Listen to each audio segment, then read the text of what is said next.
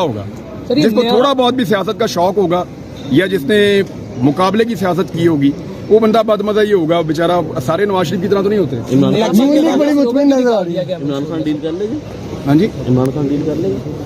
Imran Khan deal کر عمران خان کو idea ہوگا. عمران بھائی الیکشن ملک کی صورتحال کیا دیکھ رہے ہیں الیکشن کے بعد؟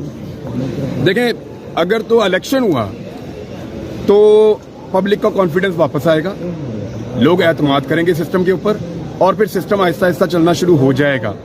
لیکن اگر الیکشن نہ ہوا, معاملہ کہیں اور نکل گیا یا الیکشن کے نام کے اوپر ایک کاروائی ڈالی گئی تو پھر بدقسمتی سے ہم پچھلے 2 سال میں جس بھنور میں پھنسے ہوئے ہیں اس سے ہمارا نکلنا مشکل ہو جائے گا. 4 دہشت گرد جو ابھی تک تو نہیں لگا پنجاب میں یہ الیکشن کو متاثر کر سکتے ہیں کسی طرح سے؟ کیا چیز 4 دہشت گرد جو کہہ رہے ہیں داخل ہونے میں, یہ کسی طرح سے الیکشن کو متاثر کر سکتے ہیں؟ یہ رپورٹیں روز آتی ہیں, کبھی ہائی لائٹ ہوتی ہیں کبھی نہیں ہوتی. نون لیگ بڑی مطمئن نظر آ رہی ہے. خواجہ آصف صاحب نے بھی ایک ریسنٹلی صحافی کے سوال پر انہوں نے کہا جی میں نے 2018 ہو گئی ہے. میں نے واٹس ایپ کیا تھا, میں نے کال نہیں کی تھی. صحافی انس گوندا نے سوال کیا تھا کہ میں 2018 میں آپ نے جو ہے وہ کال کی تھی باجوہ صاحب کو, تو کہتے ہیں میں نے کال نہیں, میں نے واٹس ایپ میسج کیا تھا. تو اس دفعہ بھی کال کریں گے نہیں جی. دیکھیں نون لیگ کا نا جب ان کی گل ہو جاتی ہے نا تو یہ بڑے خوش ہوتے ہیں, پھر مطمئن ہوتے ہیں انہوں کی گل ہو گئی ہے. وہ کہہ رہے ہیں میری گل ہو گئی ہے. عمران خان کی کسی بات نہیں ہوئی. ہاں جی عمران خان کی کسی نے گل نہیں ہوئی. اب وہ جو لوگ ان کو مل کر آ رہے ہیں ان سے آپ پوچھیں. عمران ریاض کی کسی سے بات ہوئی ہے؟ میری آپ سے بات ہو رہی ہے ای سی ایل سے نام نکالنے کے بارے میں. ہاں جی ای سی ایل سے نام دیا جج صاحب سے بات ہوئی ہے, تو جج صاحب نے کی تھی میرا وہاں پہ نکال دیا. میرے خیال میں دوسری عدالت میں جائے گا بعد میں. مجھے نظر آ رہا ہے کہ یہ ذرا تھوڑا ٹف ہے, مشکل ہے.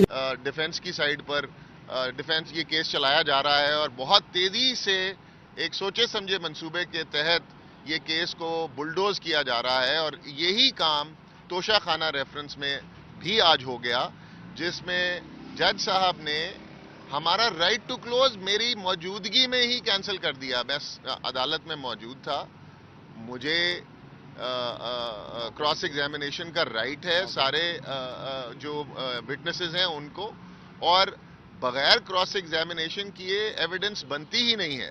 مگر عدالت نے پتہ نہیں کس مجبوری کے تحت یہ کام کیا ہے. ہم اس کو چیلنج کریں گے. یہ ایک حصول انصاف پہ بہت بڑا دھبا ہے. آرٹیکل 10A کی سنگین وائلیشن ہے, ایکیوزڈ کے رائٹ کی سنگین وائلیشن ہے. ایک سوچا سمجھے منصوبے کے تحت عمران خان کو الیکشن سے پہلے سزائیں دینے کی مضمون کوشش کی جا رہی ہے, اور اس کے لیے یہ سٹیپس اس حد تک گھیرا جا رہا ہے. تو کیا میں سوال کروں گا, کیا ان ہتھ کنڈوں سے اگر آپ اس طرح کی حرکتیں کر عمران خان کو سزا دیں گے تو کیا اس سے آپ کا فائدہ ہوگا یا آپ کا نقصان ہوگا؟ بہرحال ہم اس کو پھر بھی چیلنج کریں گے اس کو ریویژن میں, اور انشاءاللہ اس کے اگینسٹ جائیں گے. مگر آپ کے نوٹس میں لانا یہ ضروری تھا, عوام کے نوٹس میں یہ لانا یہ ضروری تھا کہ یہ ایک بہت بڑی ناانصافی اور بہت بڑی مس کیریج آف جسٹس ہو رہا ہے جو آپ کے سامنے ہو رہا ہے. سب سے پہلے تو یہ اوپن ٹرائل ہے. یہ اوپن ٹرائل جتنا ہے آپ کو نظر ہی آ رہا ہے. پھر یہ جس طریقے سے ایک سپیڈیلی جس طریقے سے اس کیس کو چلایا جا رہا ہے جیسے پاکستان میں ان کیسز کے علاوہ کوئی کیس ہے ہی نہیں. میں اسپیشلی لاہور سے آیا ہوں اس کیس کی کراس ایگزامینیشن کرنے کے لیے, اور میرا رائٹ کلوز کر دیا گیا بغیر میرے سے پوچھے, جبکہ میں عدالت میں موجود ہوں. اور جج صاحب وہ آرڈر دے کر غائب ہو گئے, اور اس کے بعد یہ ہمیں سرگوشیوں میں پتہ چلتا ہے کہ یہ آرڈر پاس ہو گیا ہوا ہے. بہرحال اس کو ہم عدالت میں ریویژن میں چیلنج کریں گے, اور اس کو سپیریئر عدالت سے توقع رکھتے ہیں کہ وہ انصاف کریں گے اس میں. اگر آپ کے کوئی سوال ہیں تو پوچھیں. دیکھیں امید تو اچھی کی رکھنی چاہیے, مگر آپ کی بات ٹھیک ہے.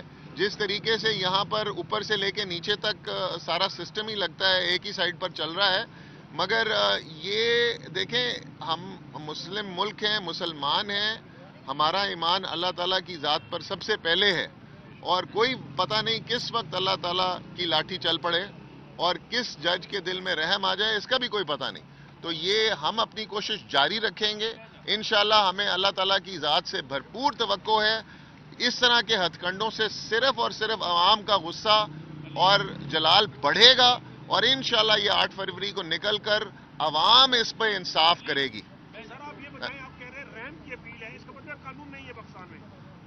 سر قانون ہے, مگر قانون کی جس طرح دھجیاں اڑائی جا رہی ہیں یہ شرمناک مثال ہے اور ان دنوں کو ایک کالے حروف میں یاد رکھا جائے گا.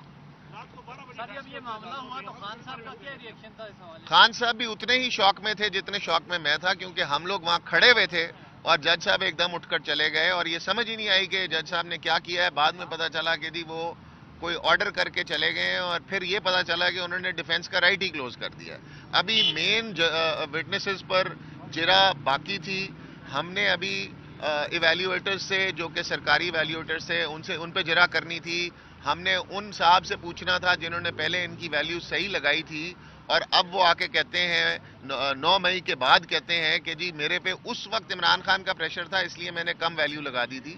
بھائی پریشر اس وقت تھا تو تم 2022 میں عمران خان صاحب کی حکومت گئی, تم ابھی تک کیا کر رہے تھے؟ تم نے ابھی تک کہیں درخواست دی کہ میں نے عمران خان صاحب کے پریشر کی وجہ سے یہ کر دیا؟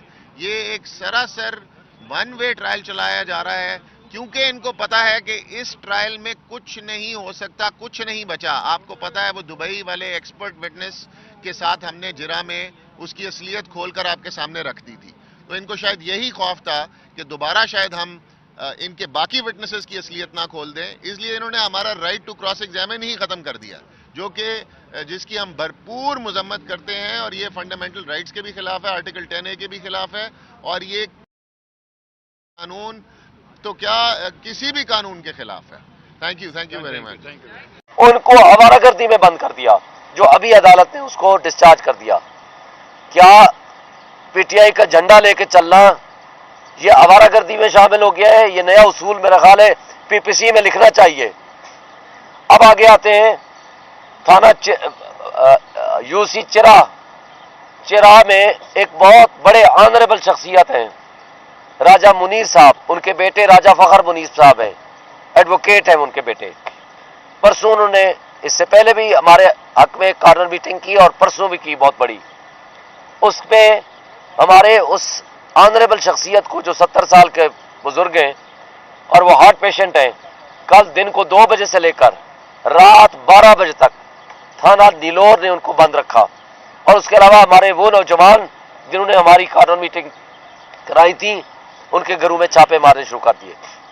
اسی طرح آگے آئے تھانہ پھلگراں, کل ہمارے وہاں پروگرام تھے تو انہوں نے ہمارے تمام لوگوں کو, آنے جانے والوں کو ہراساں کیا.